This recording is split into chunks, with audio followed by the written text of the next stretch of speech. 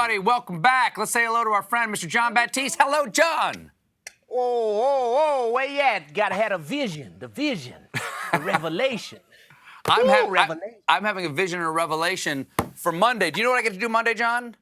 Oh, my goodness, I heard. I'm going down to Washington, D.C. to interview this man, Mr. Barack Obama, about his new book, A Promised Land. I got so many decisions to make. Obviously, what do you ask him? That's a biggie. But what do I wear? Do I wear a suit? He's the former president. Do I wear a suit? Evie says I wear a suit. Chris said, Mark, suit? No tie. Suit, no tie, Mark says. What do you say? I say suit, no tie, unbutton the top button. Just let it be, you casual, but you formal. How about suit, no shirt? Go Harry Styles. Hey, that would be a thing to do. That would be a good thing to do. Anyway, very excited. Would love to know any questions you want me to ask him. Please hit me up, okay? Yes, he got that jumper. Ask him about that jumper from the corner. You seen him sink that three? I will. Okay. I will. How many takes? I think that's why Biden won. I think that was it. Oh, shot her around the world. It was magic. Do you have any music to set the scene for the rest of the show, sir? Let's see.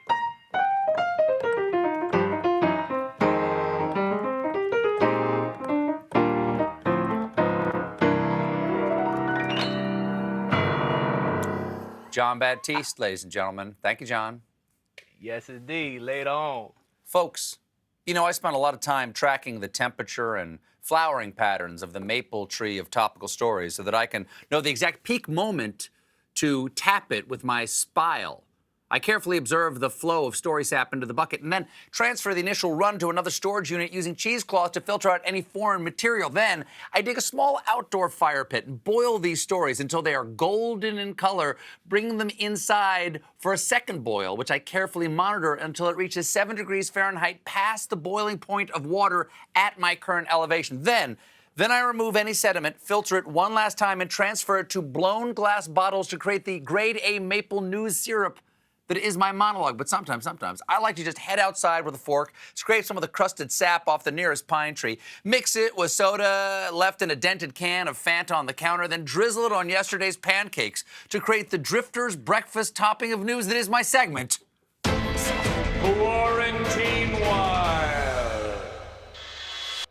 Quarantinewhile. An art restoration in Palencia, Spain has gone terribly awry. You see the lady smiling at her animals and harvest fruit? Well, after the restoration, she looks like this. What's Spanish for frying pan face? It's like someone slapped a butter sculpture on a hot day. This seems to be a real problem in Spain. We all remember that country's other famously botched restoration job, Potato Jesus. What exactly is the vetting process for art restorers in Spain?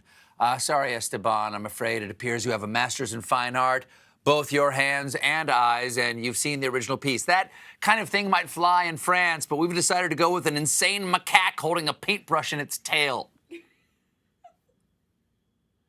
Quarantinewhile.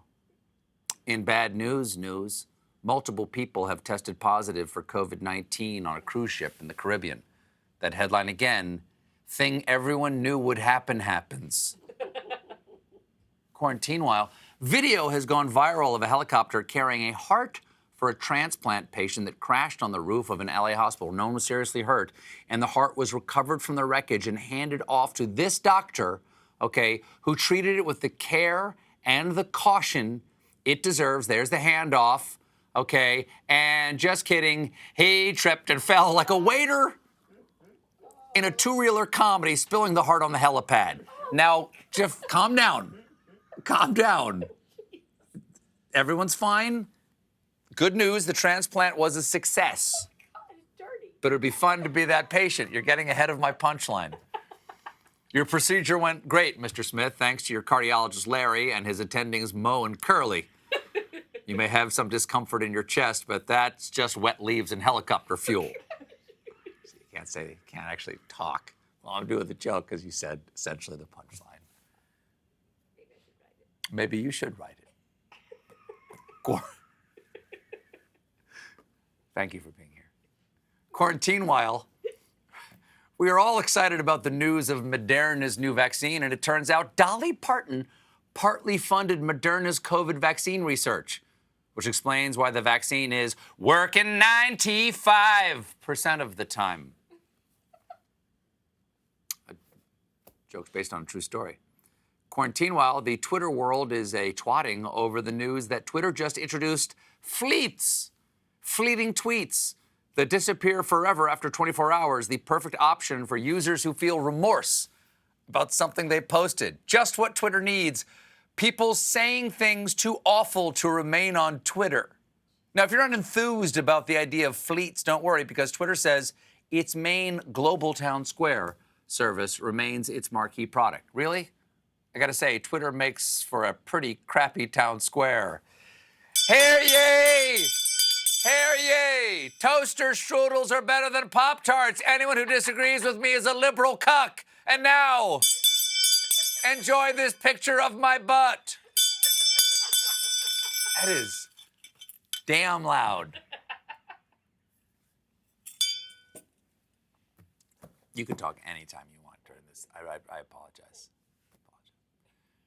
Quarantinewhile, CBS New York just broke this story right here in the Big Apple. Another illegal gathering is busted in New York City. This time, investigators say a so-called fight club was operating inside of a crowded Bronx warehouse.